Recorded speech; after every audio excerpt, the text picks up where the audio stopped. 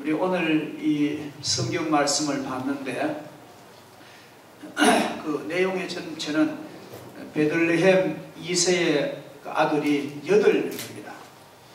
8명인데 구약 때부터 하나님이 내가 2세의 그 구루터기에서 싹이 난다는 예언이 있는 것처럼 하나님은 그 2세의 아들 가운데 하나님이 쓰시는 이꾼을 뽑아 세우는데 그 오늘 내용을 보면은 사무엘 선지자의 제사장입니다. 하나님의 종이 하나님께서 사무엘아 너 황소 뿔에다가 기름을 가득 채워서 아마 기름이 우리가 볼 땐 감람유 올리브유입니다. 그래서 그걸 기름을 뿔에 가득 채워서 뿔을 끝을 자르고 그 사람의 머리다가 기름을 붓고 그렇게 구별하는 예식을 했습니다. 근데 너 뿔에 기름을 가득 채워가지고 베들레헴으로 가서 내가 지시하는 사람에게 왕으로 기름을 부으라.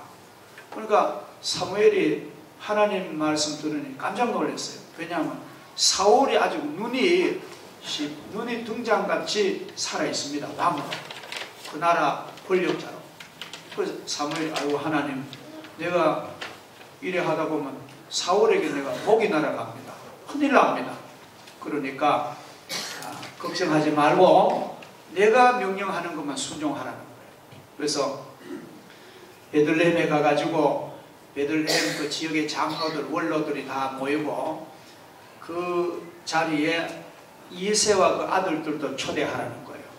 초대했는데 이제 하나님의 그 예정하시면 누구냐 궁금한 가운데 아유 맏아들을 그 2세의 맏아들을 보니까 얼마나 키도 크고 잘생겼고 아주 준수하고 용모도 멋지고 그 맏아들 엘리압이 툭 나오는데 사무엘 마음속에 아유 그럼 그렇지 이 사람은 우리나라 제2대 왕갑이다. 어디 내놔도 그 원래 우리나라 말도 그런 말 있잖아요. 그 신은서판이라고 사람이 이제 4가지가 있는데 신은 첫째로는 이 그 사람이 그 체격이나 얼굴이나 건강이나 이게 신, 그 다음에 은이란 말은 이게 사람과 대화력이 있어야 됩니다. 사람이 대화할 수 있는 그런 화술이 이거는 물론 천부적으로도 합니다만 또 많은 독서가 그럼 대화를 풍부하게 하는 소스가 되죠. 그래 신은 서판, 그 다음에 지식가, 그 다음 판이라는 말은 사회적인 경륜입니다. 이게 이제 신은 서판이 사람의 중요한 건데 엘리압을 보니까 너무너무 잘생기고 멋지단 말이죠. 그래서 그러면 기름불을 가지고 기름을 부으려고 하니까 하나님께서 사무엘아 사람은 외모를 보거니와 나 여호와는 뭐를 본다고요? 중심을 보느니라. 그러니 사람은 외모를 보는 게 맞아요. 사람은 외모를 보는 게 맞으나 하나님은 인간의 외모를 안 보십니다. 그가 무엇을 입었느냐, 키가 크냐 작으냐, 돈이 있느냐 그게 안 보고 하나님은 그 중심을 보시는 줄 믿습니다. 그래서 하나님이 엘리압, 삼마, 아비나답 전부 기라성 같은 아들이 지나가도 안 된다. 내중에 보니까 아주 들판에 양떼를 치는데 성실과 부지런함으로 맡은 직분을 감당하고 순종하는 막내 다윗을 불러다가 기름 부어 2대 왕으로 세우는 그 장면을 봤는데 하나님의 종이 기름 부어 기도하니까 하나님의 신이 성령이 충만하게 그를 감동하더라. 할렐루야. 이러한 장면을 봤습니다. 자, 세상에서 제일 불쌍한 사람이 누굴까요? 세상에서 제일 불쌍한 사람이 어떤 사람일까? 저는 세상에서 제일 불쌍한 사람은 쓰임받지 못하는 사람입니다. 누가 써주는 사람이 없는 사람이 가장 불쌍한 사람. 그런데 그렇다고 한다면은 사람이 사람을 안 써줘도 참 그거 힘든데 하나님께 버림받은 사람, 하나님께 쓰임받지 못한 사람처럼 더 불행한 것은 없습니다. 사람에게서 쓰임받지 못해도 하나님께 쓰임받는다는 것이 그렇게 행복한 것입니다. 귀한 여러분들은 하나님이 쓰시는 귀한 삶 되기를 주 이름으로 축복합니다. 하나님이 쓴다는 것은 그렇게 그 복된 거고 보배보다 더 귀한 일입니다. 그러면 하나님이 어떤 사람을 쓰실까? 우리가 성경을 쭉 하나님이 쓰시는 사람은 어떤 사람일까? 뭐 하나님 말씀하신 사람 외모도 안 보시고 그의 무슨 재력이나 실력이나 그의 이런 거 안 보고 하나님은 중심을 본다는데, 중심을 본다는 말은 구체적으로 뭘까? 저는 그렇게 봅니다. 순종하는 것이 중심이 올바른 거예요. 순종하는 것.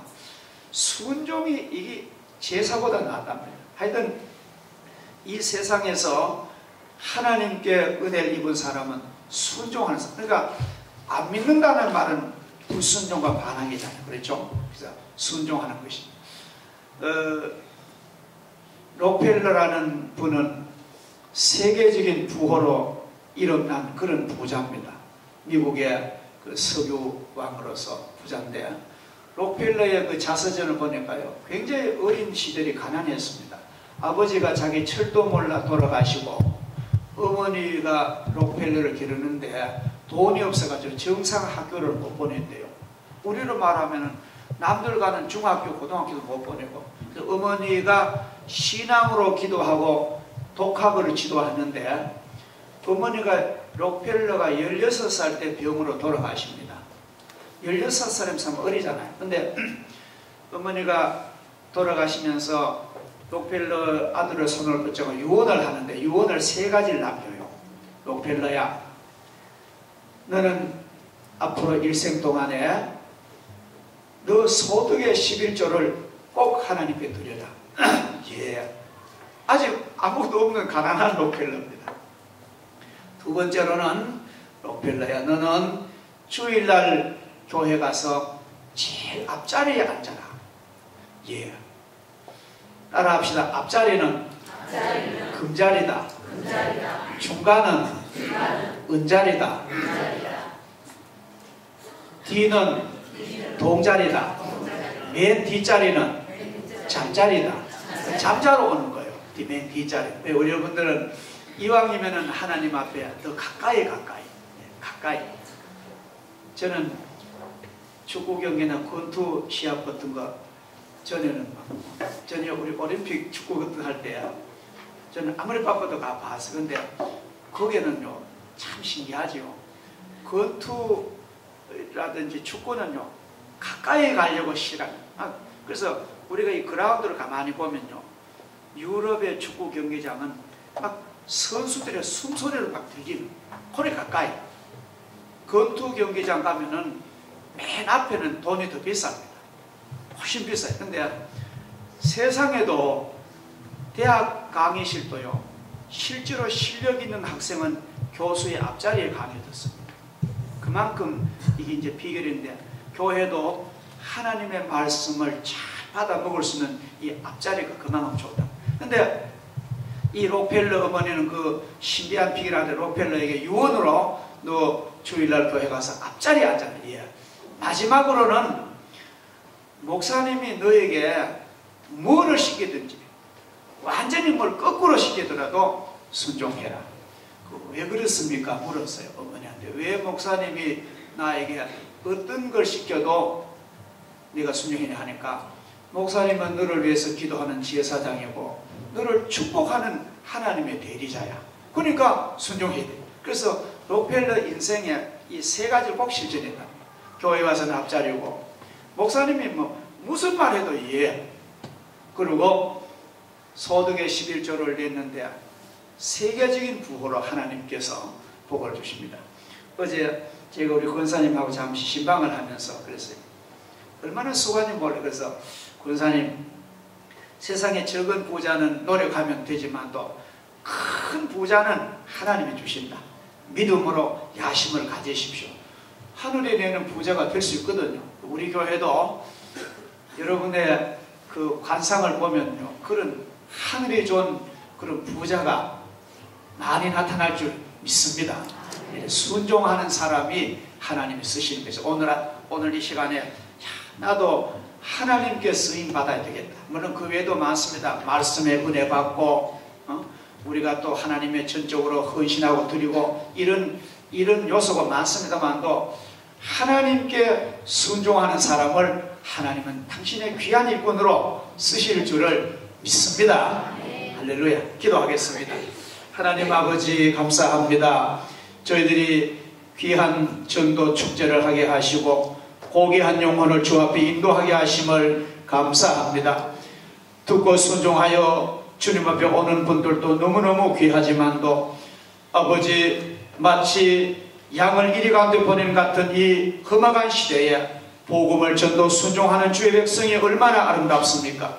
이제 주님 앞에 온 귀한 가족들, 사랑하는 남편과 아내와 사랑하는 가족과 친구들이 하나님의 복을 받고 구원받아 아름다운 그 나라에 다 갈 수 있도록 도와주시고 하나님의 크게 복을 베풀어 주시옵시기를 원합니다. 하나님 우리 교회에 뜨거운 성령의 불길이 나게 하시며 성령의 충만한 은혜가 넘치게 하시고 말씀의 생수와 말씀의 꼴과 말씀의 생명의 떡이 넘치고 기갈한 영혼이 배부르게 하시며 능력이 일어나는 하나님의 교회로 축복하여 주시옵소서. 예수님의 이름으로 기도하옵나이다.